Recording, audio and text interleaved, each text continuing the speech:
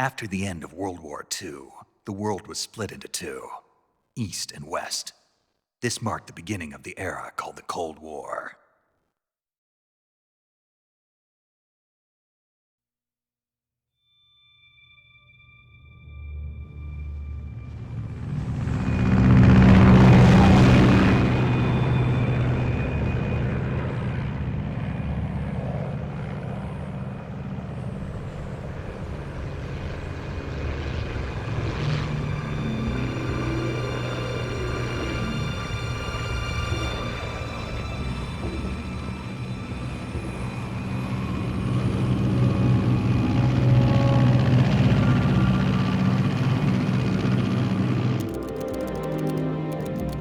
Flying over Pakistan, altitude 30,000 feet.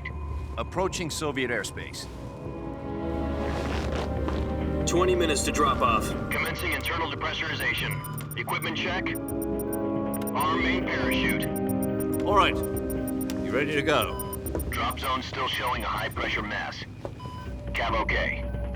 Good. We've got high visibility.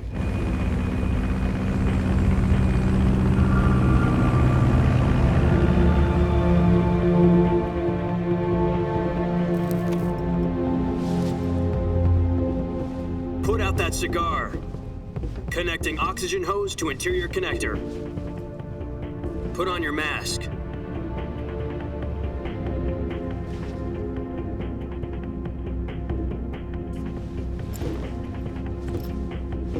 Does this pantywaist know what he's doing?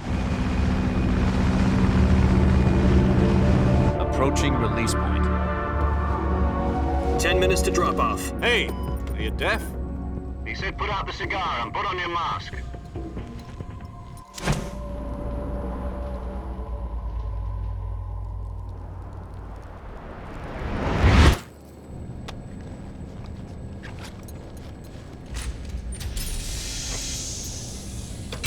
Depressurization complete.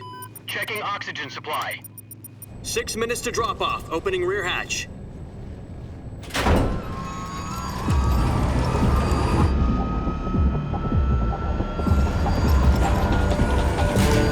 Sunrise.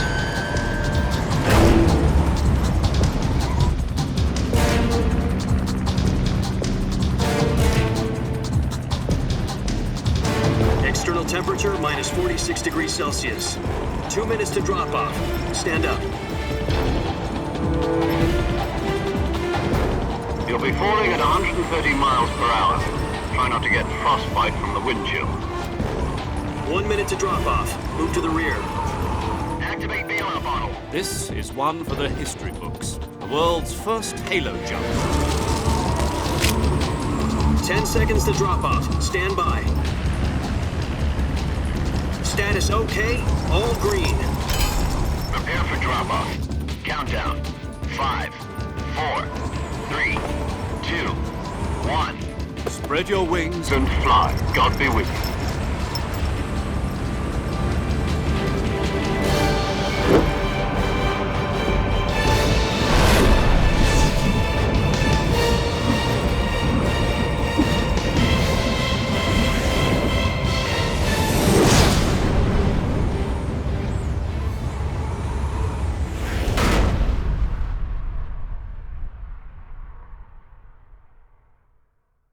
Jack, I've got some important news.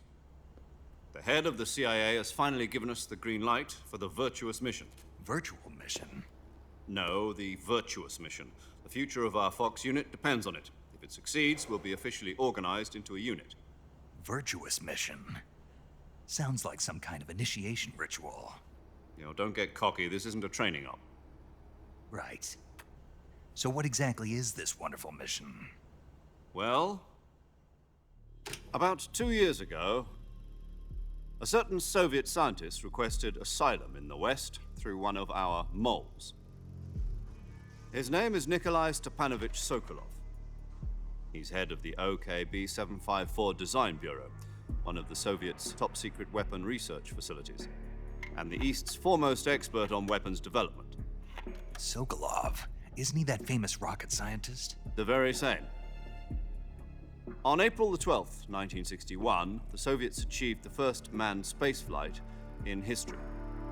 The Earth was blue, but there was no God. Well spoken.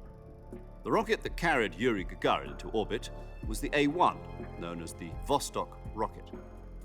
Sokolov is said to be the man most responsible for the multi-engine cluster used in that rocket.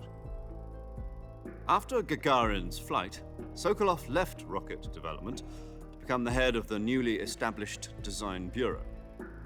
From a lowly technician to head of a design bureau, that's quite a success story, so why do you want to defect? It seems he'd become afraid of his own creations. Afraid? Call it a crisis of conscience. And for that, he left his country and his family behind and went over the fence? Not exactly. One of his conditions was that his family was also to be taken safely to the west. We used a mole to get the family out first and succeeded in sneaking Sokolov over the Berlin Wall shortly afterwards.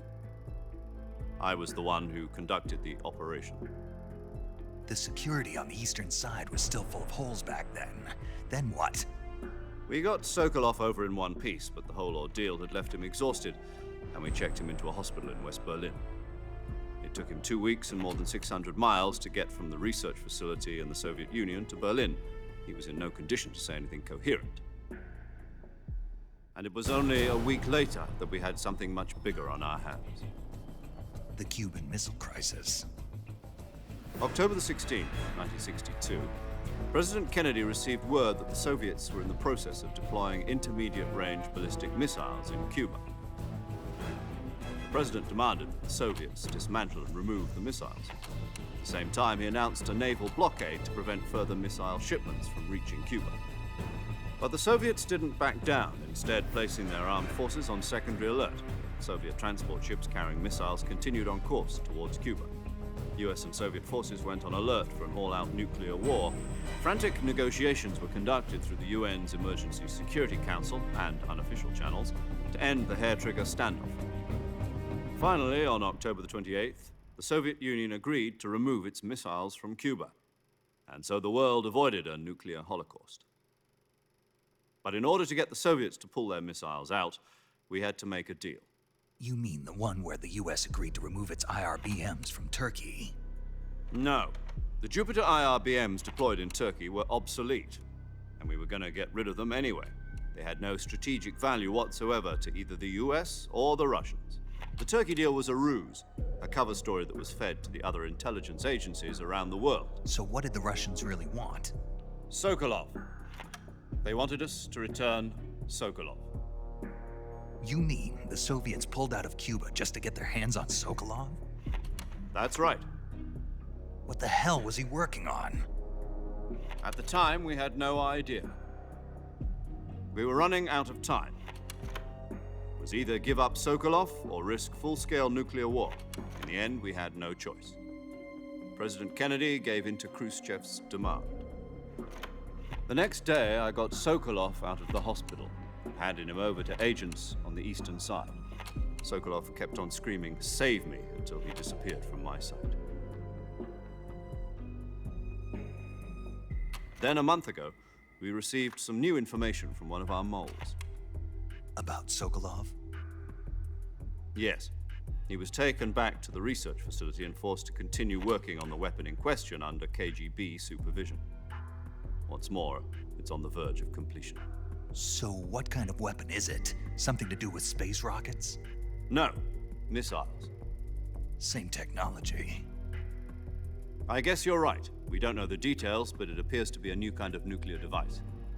For half a year now, the Soviets have been conducting frequent nuclear tests at Semipalatinsk. Something to do with the weapon, I assume. We're talking about a secret weapon so big that Khrushchev was ready to pull out of Cuba to get it back. Is Sokolov still in the facility? No. According to our intelligence, he's in Selinoyarsk, a place in the mountains about 3 miles to the west that's known as the Virgin Cliffs. The Virgin Cliffs. Nice name for a virtuous mission. They moved him there just recently. Why? Apparently, they're conducting a field test of the weapon, but it's our best chance to get him back. This mission would never have been possible if he was still in the research facility. This is our last chance. Sokolov must have known that too when he contacted us.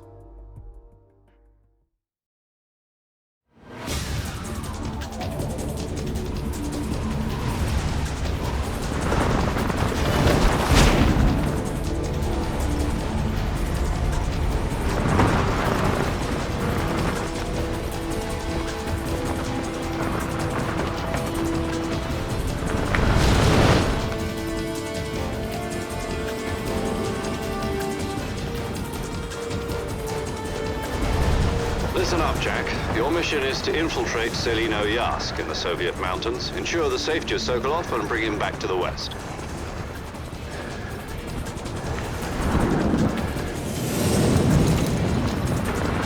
If we don't get Sokolov back before that weapon is complete, we'll be facing a major crisis.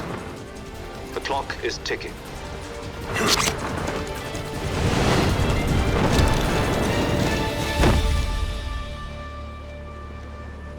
Once we've confirmed the rescue of Sokolov, stand by at the recovery point. A recovery balloon will be dropped at that point. Helium will be pumped into the balloon to inflate it. The process takes about 20 minutes. Once it's complete, the gunship's arm will latch onto the balloon and pull it up. The Fulton surface-to-air recovery system. I'm familiar with the theory. Take it easy. It's been combat-proven. Do you think Sokolov is up to it? The shock will be less than during a parachute jump, and the arm can handle up to 500 pounds. So you're planning on going over the border in a single combat Talon? She's equipped with two 6-barrel 20mm Vulcan cannons, as well as two 40mm machine guns. Sounds like she could hold her own against a battalion of tanks. Even with the fuel in the reserve tank, we're facing a 4-hour time limit. If all goes well, it shouldn't take more than a few hours. Home in time for dinner. But if anything goes wrong, you'll be eating dinner, breakfast, and all the rest of your meals in the jungle.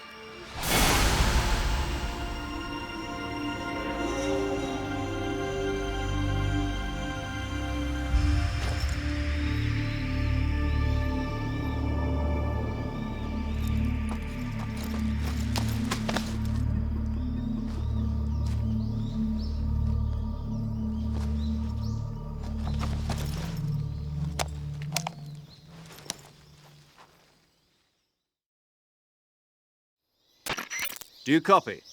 You're already in enemy territory, and somebody might be listening in. From here on out, we'll be using code names to refer to each other. Your code name for this mission will be Naked Snake. I'll be referring to you as Snake from now on. You're not to mention your real name. Snake? Oh, you don't like snakes? What do you mean? You've eaten one before, haven't you? In survival training. I'm glad to hear that. I don't know if I'd ever order one in a restaurant, but... Be careful, you might not have a choice. What about you, Major? What should I call you? Let's see. I'll be Tom.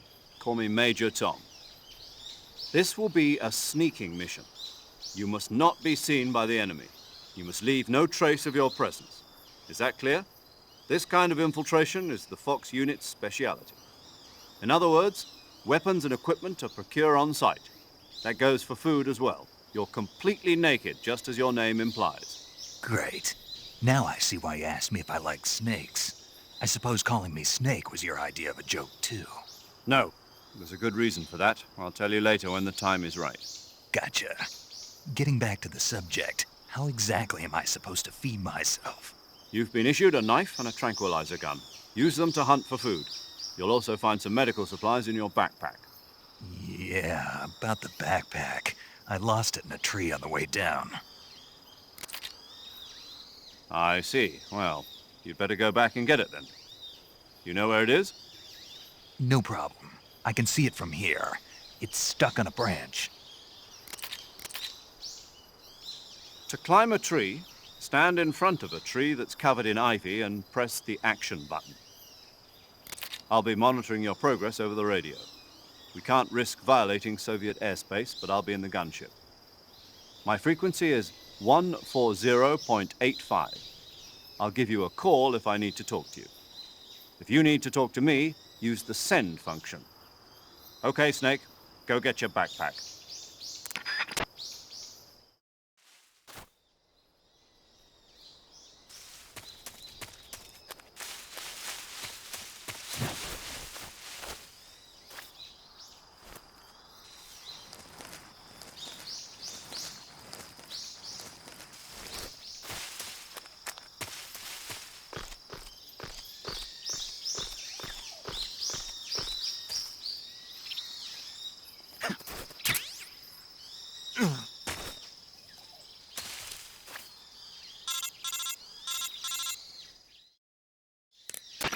I see you've retrieved your backpack, Snake.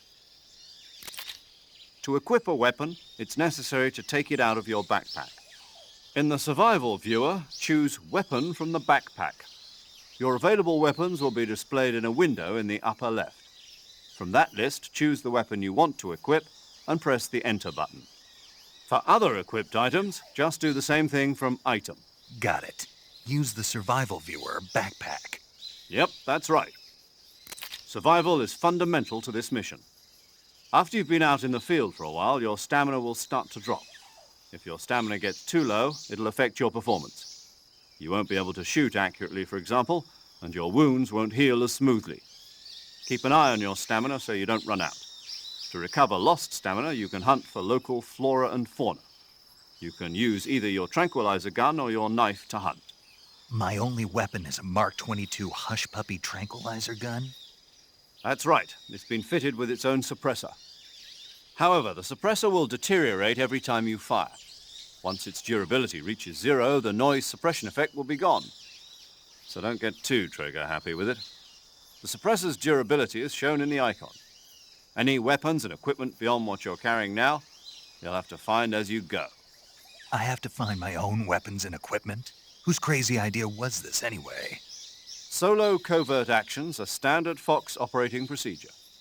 You can't leave any traces of your presence. No weapons, equipment, footprints, sweat, or bodily wastes. The same goes for bullets and cartridges, too. Your presence in enemy territory is already a violation of international conventions of warfare. There aren't supposed to be any American soldiers in Russia. It could spark an international incident. You can't let anyone see you. You can't let the enemy know you're there. This is a stealth mission. You're a ghost, Snake, in every sense of the word. And there'll be no rescue if you're captured. The military and US government will deny any involvement in the affair. Then I'll just have to take care of myself, huh? I'm afraid so. You've been given a fake death pill for that purpose.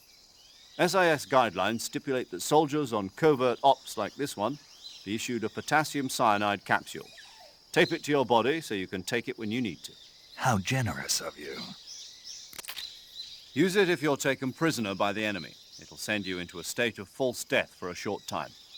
Fooling them into thinking that I'm really dead. So, how do I come back to life? Just take the revival pill. You mean that thing they put in my tooth before the mission? That's the one. But be careful. If you remain in a state of false death for too long, nothing will be able to bring you back. Remember that. I'll keep it in mind. You said this was a solo mission, right? Right. I guess that means I can't count on any reinforcements. Correct. The mission rests entirely in your hands. A real one-man army. Relax. There's a support team ready to back you up over the radio. Who? I'll introduce them to you. This time, survival is of utmost importance. The first member of the support team will be in charge of monitoring your physical condition, acting as a medic, so to speak, as well as recording your mission data. She's a member of Fox as well, and she's here on the gunship with me. She? Hello, Snake. I'm paramedic. Nice to meet you. Paramedic. As in a medic who comes in by parachute. Aren't you going to tell me your real name? Are you going to tell me yours, Mr. Snake? My name, huh? It's John Doe. And they call you Jack for short. You're a regular Captain Nemo. A name means nothing on the battlefield. After a week, no one has a name. What's your name? Jane Doe. Very funny. I wasn't joking, but I'll tell you my name only if you manage to make it back alive. My frequency is 145.73. She's also in charge of recording your mission data. Whenever you want to save, send a message over the reserved save frequency, 140.96. So saving lets me record my mission data. That's right. It also records the state of your health. Good to know. There's one more person I want to introduce you to, Snake. Huh? Speaking of snakes, you remember the boss, don't you? A legendary soldier and your mentor. Actually, it was the boss that got the DCI's authorization in the first place. She's going to be serving as Fox's mission advisor. Boss is? She also helped me plan this mission. She and I were at SAS together. Jack, is that you? How many years has it been? Boss? That's right. It's me. Talk to me. Let me hear your voice. It's been 5 years, 72 days, and 18 hours. You've lost weight. You can tell just by the sound of my voice. Of course I can. I know all about you. Really? Well, I don't know anything about you. What's that supposed to mean? Why'd you disappear on me all of a sudden? I was on a top-secret mission. You didn't need me anymore. But there were still so many things I wanted you to teach me. No, I taught you everything you needed to know about fighting techniques. I taught you all I could. The rest you needed to learn on your own. Techniques, sure. But what about how to think like a soldier? How to think like a soldier? I can't teach you that. A soldier needs to be strong in spirit, body, and technique. And the only thing you can learn from someone else is technique. In fact, technique doesn't even matter. What's most important is spirit. Spirit and body are like two sides of a single coin. They're the same thing. I can't teach you how to think. You'll just have to figure it out for yourself. Listen to me, Jack. Just because soldiers are on the same side right now doesn't mean they always will be. Having personal feelings about your comrades is one of the worst sins you can commit. Politics determine who you face on the battlefield. And politics are a living thing. They change along with the times. Yesterday's good might be tomorrow's evil. Is that why you abandoned me? No, it had nothing to do with you. I already told you, Jack. I was on a top-secret mission. A soldier has to follow whatever orders he's given. It's not his place to question why. But you're looking for a reason to fight. You're a natural-born fighter, but you're not quite a soldier. A soldier is a political tool, nothing more. That's doubly true if he's a career soldier. Right and wrong have no place in his mission. He has no enemies and no friends. Only the mission. You follow the orders you're given. That's what being a soldier is. I do whatever I have to get the job done. I don't think about politics. That's not the same thing. Sooner or later, your conscience is going to bother you. In the end, you have to choose whether you're going to live as a soldier or just another man with a gun. There's a saying in the Orient, loyalty to the end. Do you know what it means? Being patriotic. It means devoting yourself to your country. I follow the president and the top brass. I'm ready to die for them if necessary. The president and the top brass won't be there forever. Once their terms are up, others will take their place. I follow the will of the leader, no matter who's in charge. People aren't the ones who dictate the missions. Then who does? The times. People's values change over time, and so do the leaders of a country. So there's no such thing as an enemy in absolute terms. The enemies we fight are only enemies in relative terms, constantly changing with the times. As long as we have loyalty to the end, there's no point in believing in anything, even in those we love. And that's the way a soldier's supposed to think? The only thing we can believe in with absolute certainty is the mission, Jack. All right, but do me a favor. What is it? Call me Snake. Snake. Oh, right. Your code name is Snake. It suits you well. That's right. The legendary unit that the boss put together during World War II was a snake. The Cobra Unit, a group of heroes that brought the war to an end and saved the world. As long as you've got a legendary hero backing you up, you'll be fine. Isn't that right, Snake? Yeah, I can't think of anyone else I'd rather have with me. Oh, and one more thing, boss. Yes, It's good to hear your voice again. same here. After all, who knows if either of us will make it out alive? Snake, you are always best at urban warfare and infiltrating buildings. But this is the jungle. Survival is going to be key. Those CQC techniques I taught you are sure to come in handy. CQC. Close quarters combat, huh? I've been in the Green Berets for the past few years. I'm probably pretty rusty. Not to worry. I'll be here to help you remember. After all, this is your first actual survival mission. I'll be supporting you over the radio. Where are you, boss? Next to the Major? The boss is communicating with us by radio from aboard a Permit-class submarine in the Arctic Ocean. My frequency is 141.80. Call me if you need my advice on battle techniques. Gotcha. Your mission is to retrieve Dr. Sokolov. Dr. Sokolov is being held in an abandoned factory located to the north of your current position. Avoid heavy combat and don't let anyone see you. Don't forget that this is a stealth mission. Snake, try to remember some of the basics of CQC.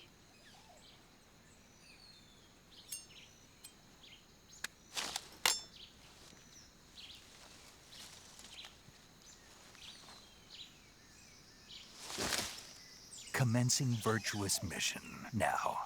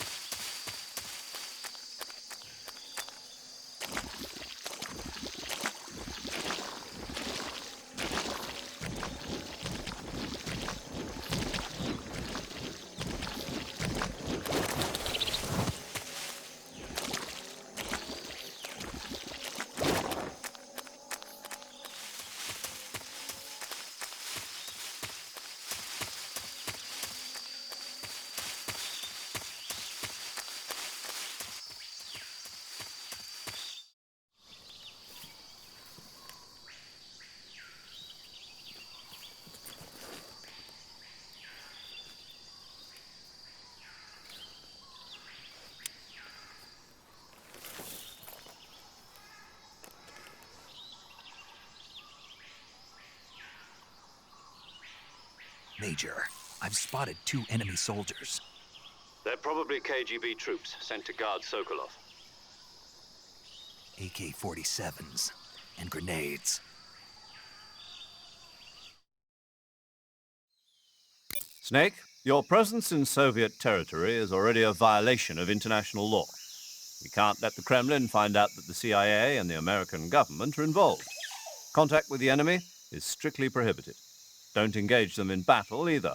This is a stealth mission. Got that? The Major is right. The point of this mission is to sneak through the jungle without being seen.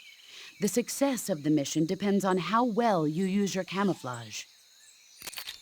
Change your camouflage by selecting Camouflage from the Survival Viewer. The Uniform option lets you pick your uniform, while the Face option lets you change your face paint. Choosing camouflage that blends in with your surroundings will help you conceal yourself more effectively.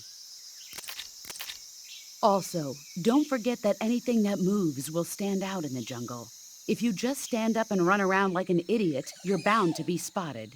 But if you crawl instead, you should be able to sneak by without being noticed. You can see how effective your camouflage is by looking at the Camo Index. The Camo Index shows how well your current camouflage blends in with the surrounding area. The higher the value, the harder you are to spot, and vice versa. The key is to make yourself one with nature. Keep that in mind as you go along, okay?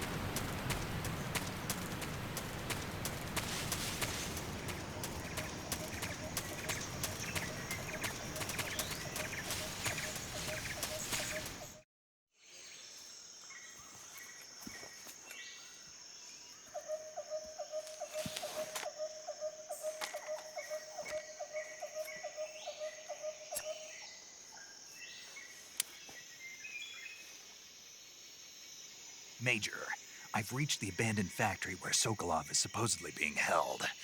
This place is a dump.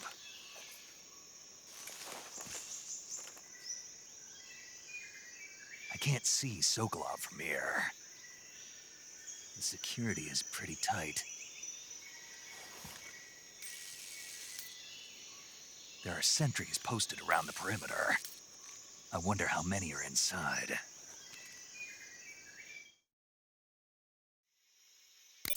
Your objective, Sokolov, is inside the factory. They should be holding him in a room in the northeast section. Northeast section. Got it. Be careful. Your mission is to bring Sokolov back alive. He must not be exposed to any kind of danger. Do not approach Sokolov while in the alert phase. Right. Oh, and one more thing, Snake. You mean there's more? No, it's just that when you get to Sokolov, I want you to tell him something from me. And that is? Sorry for being so late. Is that all? Yes. Understood. Beginning my approach to the target.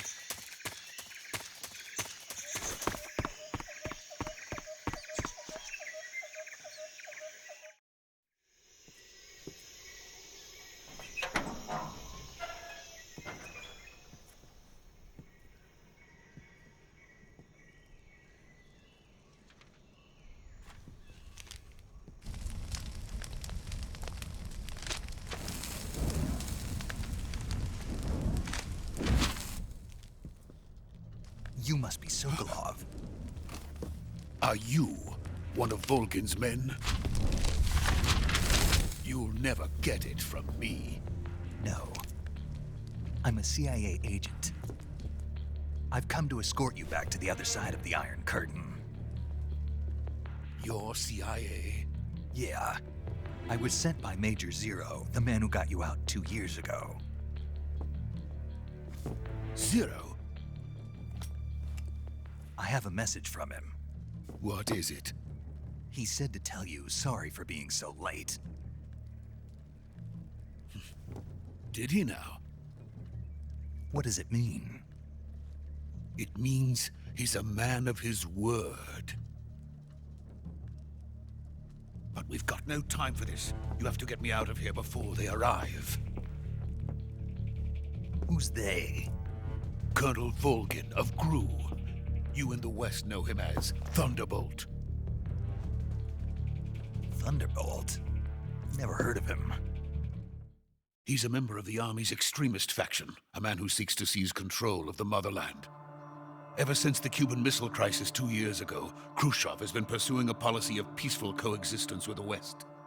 Despite resistance and criticism from hawks in the army and the provincial authorities, Khrushchev has managed to suppress the opposition so far.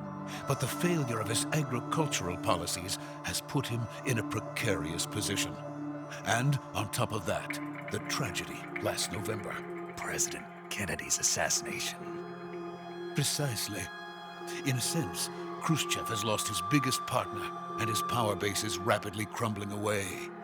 A certain group is plotting to use this opportunity to seize power by rallying the anti-government forces, overthrowing Khrushchev, and installing Brezhnev and Kosygin in his place.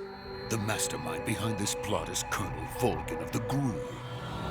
He has control over another secret weapons research facility much like this one, OKB-812, known as the Granin Design Bureau, and is using it to further his plans. But that is not enough to satisfy him.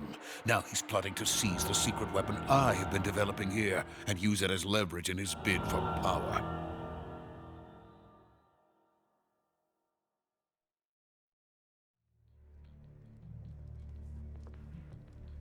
The intelligence says that they are going to make their move during the test. Then, the soldiers outside. Exactly. They wouldn't need that many men just to keep me inside. Their orders were to prevent Colonel Volgin from capturing me. Even if it meant killing me in the process, or so it would seem.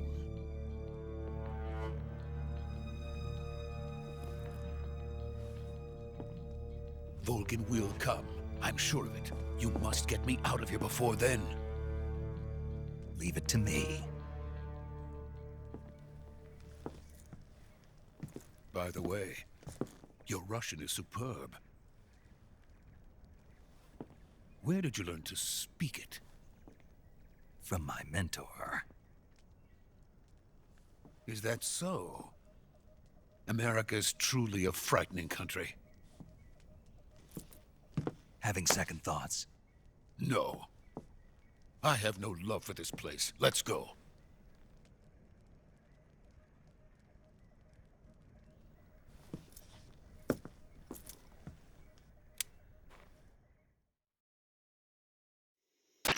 Major, this is Snake. Sokolov is safe with me. He's doing fine. No injuries. Good work, Snake. Now hurry up and get Sokolov to the recovery point. We'll rendezvous with you there. Roger. What about the sentries? No one spotted me. I see. What about the boss? We lost contact with the boss some time ago. What happened? It's probably just a weak signal. Just hurry and get Sokolov out of there.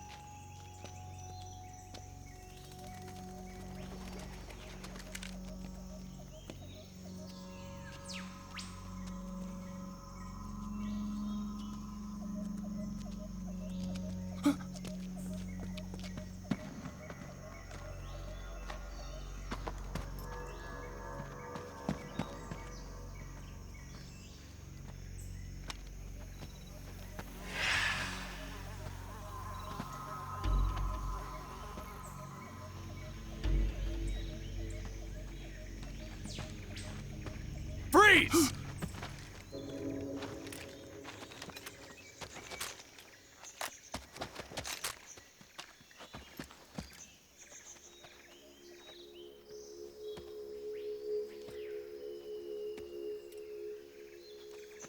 So this is the legendary boss. Huh?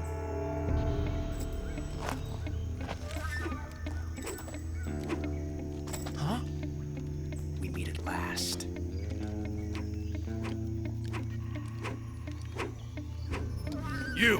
You're from the Ocelot unit of Spetsnaz. Huh. What's a GRU soldier doing here? Soldier?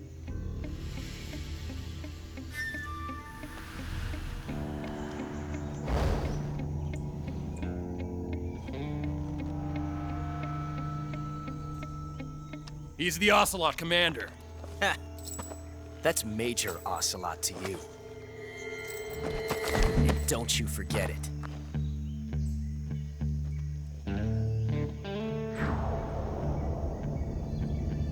Sokolov is ours. Now get out of here. And Ocelot never lets his prey escape. What?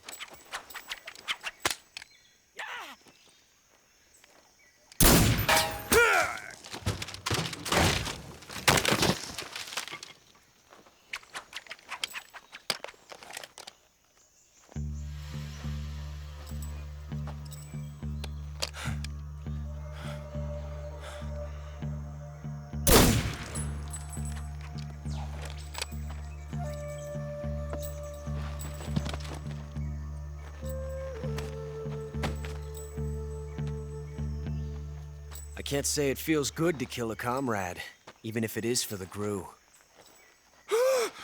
Sokolov, take cover.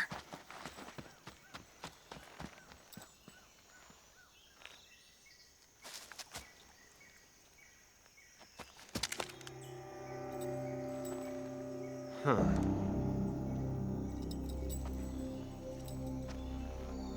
You're not the boss, are you?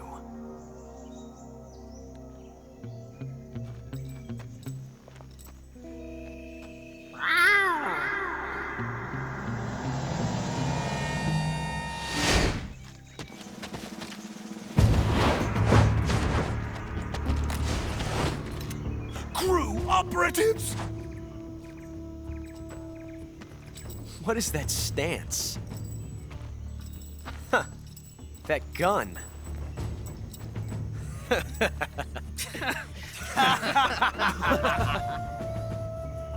If you're not the boss, then die.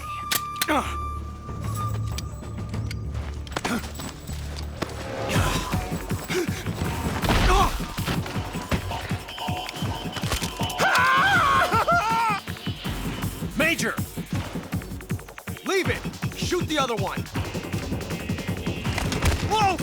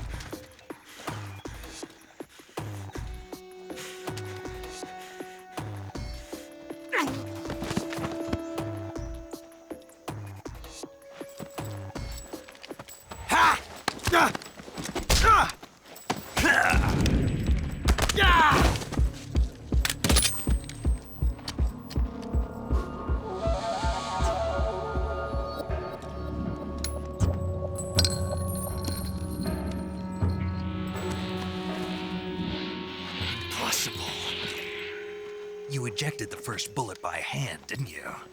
I see what you were trying to do, but testing a technique you've only heard about in the middle of battle wasn't very smart. You were asking to have your gun jam on you. Besides, I don't think you're cut out for an automatic in the first place.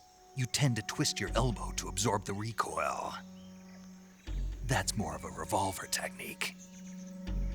You filthy American dog!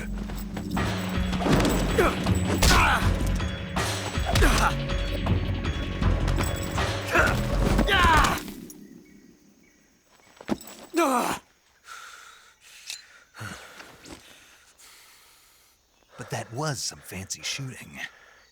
You're pretty good. Pretty good.